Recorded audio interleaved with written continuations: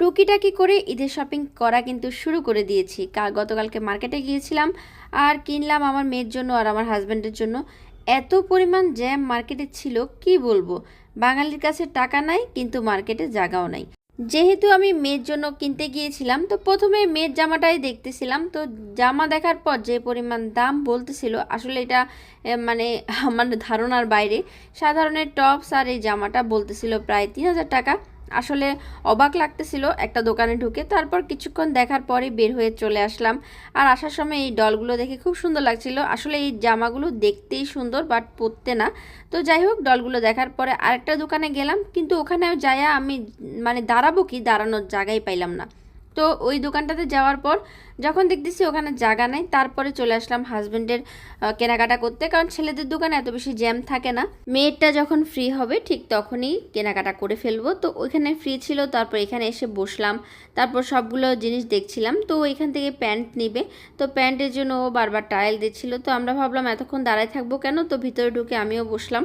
আমার ছেলের আর কি বলবো, মার্কেটে যাওয়ার পর যখন তার গরম লাগছে ওরে চিল্লাইছে কালকে।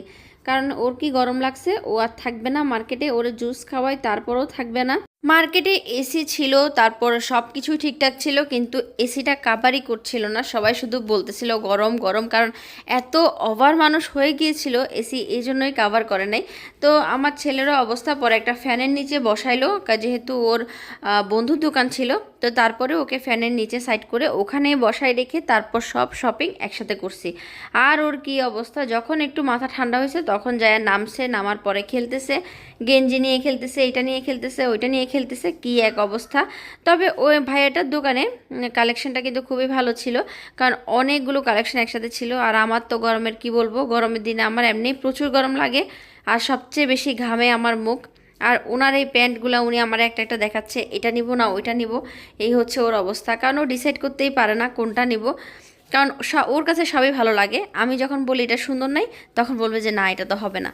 তো যাই হোক, আর কি বা বলবো, ওরে আমি দেখতেছিলাম আর হাসতেছিলাম বসে বসে। আমার তো আর কোনো কাজ নাই, কারণ বসে থাকা ছাড়া। ও একটার পর একটা দেখতেছিল আর ওর কাছে সবই ভালো লাগতেছিল।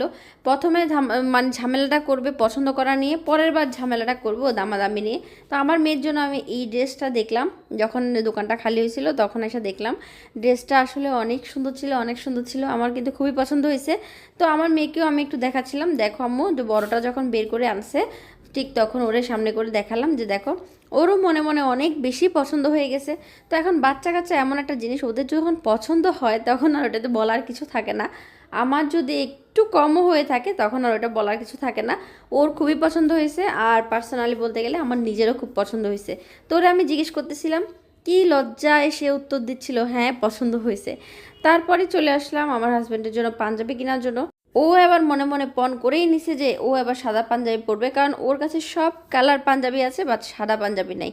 তো এই সাদা পাঞ্জাবির জন্য সাদার ভিতরে সব ডিজাইনই আমার কেমন জানে একরকম একরকম লাগে, মানে বুঝতেই পারি না কোনটা সুন্দর আর কোনটা খারাপ। সব পাঞ্জাবি আমার একই রকম, একই ডিজাইন, একই রকম লাগতেছিল।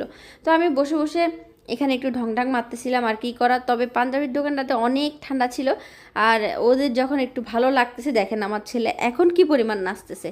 বলতে গেলে ওই মার্কেটে ওর একটু ভালো লাগে না, এখানে এসে ওর অনেক ভালো লাগতেছে আর নিজের মতো করে খেলতেছে, বসতেছে, উঠতেছে। আসলে এই দোকানটাতে যাওয়ার পর থেকে আমার একটু স্বস্তি লাগতেছিল। উনি পাঞ্জাবিটা নিয়েই ট্রায়াল দিতে চলে গেছে, আর আমরা এখানে বসেছিলাম। আর আমার কাছ কি একটু আয়না পাইছি, এত সুন্দর আয়না আমার জন্য রেডি করে রাখছে। আমি যদি একটু ঢং ঢং না মারি, একটু ছবি না তুলি তাহলে হয়, কিন্তু পাশে দেখেন কি ভেজালটা করতেছে, হাত ধইরা ও এখানে উঠবে উঠবে উঠবে, আর এখানে এসে আমার মেয়ের সাথে লাগাই দিছে ঝগড়া। তো পাঞ্জাবি কিনাও শেষ, এখন আমরা বাসায় চলে যাব। তো আজকের মতো বিদায় নিচ্ছি, সবাই ভালো থাকবেন, সুস্থ থাকবেন। আর আমার এই ব্লগটা কেমন লাগলো অবশ্যই কিন্তু কমেন্টস করে জানাবেন। এখনও কিন্তু শপিং অনেক বাকি, আমার জন্য শপিং করা বাকি এবং আমার ছেলের জন্য শপিং করা বাকি। দেখা হবে ওই দিন।